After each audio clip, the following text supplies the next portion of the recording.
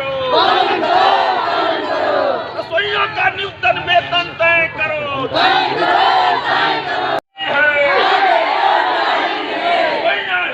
जिंदाबाद,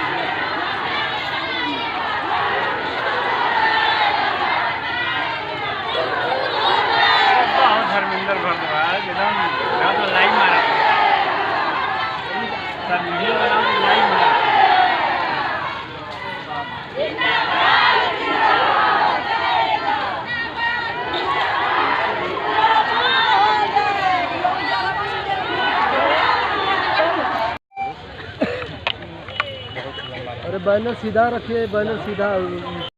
सर, मेरा नाम सुरेंद्र नाथ गौतम है। मैं अखिल भारतीय मध्याह्न भोजन रसोइया महासंघ का संस्थापक अध्यक्ष हूं और संरक्षक।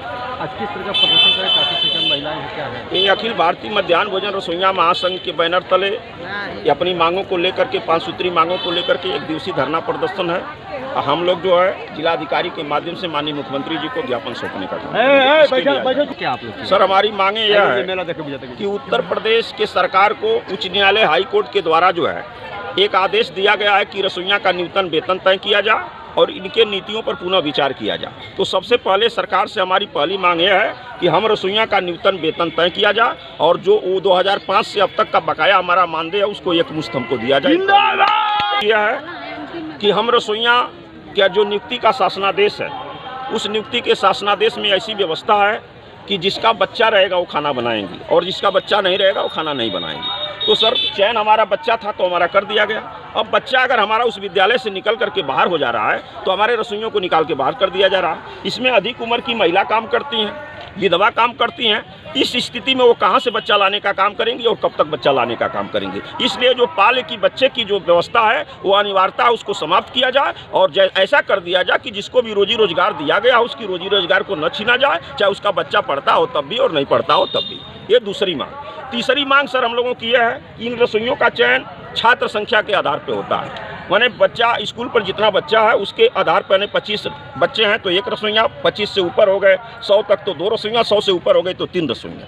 अब लेकिन सर चयन तो छात्र संख्या के आधार पर कर लिया जाता है, लेकिन जब विद्यालय का छात्र संख्या जब कम होती है, बच्चे निकल के इधर उधर चले जाते हैं, चाहे शिक्षा व्यवस्था ना हो, चाहे किसी भी कारण बच्चे जब विद्यालय से बाहर हो जाते हैं तो हमारे रसोइयों को विद्यालय से निकाल दिया जाता है। अब बताइए, छात्र संख्या अगर कम हो रही तो उसमें हमारे रसोइयों को क्या दोष है?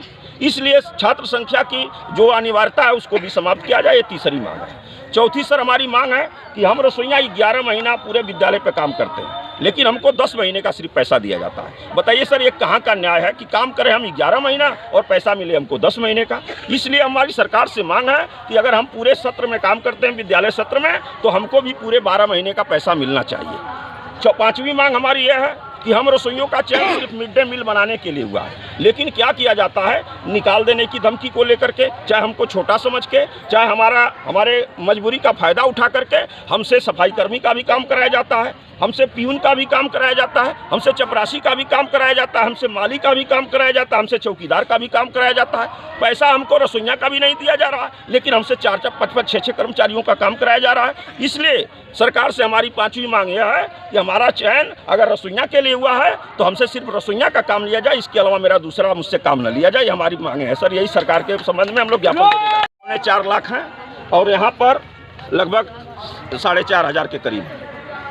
जनपद मऊ में 4,500 के करीब रसोइयाँ हैं। इसके पहले भी आप लोग कई बार हम लोग धरना प्रदर्शन करने का काम किया। क्या वजह है कि आप लोग की मांग? वजह यह है कि वो जान रहे हैं कि हमारी रसोइयाँ कम पढ़ी लिखी हैं और इनका शासनादेश मजबूत नहीं है। अगर हम धरना के लिए जब ऐलान करते हैं तो कुछ दबाव बना करके अधिकारी हेडमास्टरों के द्वारा उनको रोकवा लिया जाता है, हमारे धरने में आने नहीं दिया जाता है। इसलिए सरकार समझती है कि आंदोलन सही तरीके से नहीं कर पाएंगे, इसलिए हमारी मांगों पर विशेष ध्यान ये सरकार नहीं दे रही। अगला कदम क्या होगा? अगला हमारा कदम यह है कि अगर सरकार हम लोगों का अगर मांग पूरी नहीं करती है तो 2012 में हम लोग स्वाद बनाने का काम करते हैं, रसोइयाँ हैं, अगर स्वाद बनाने का काम कर सकते हैं तो स्वाद बिगाड़ने का काम 2000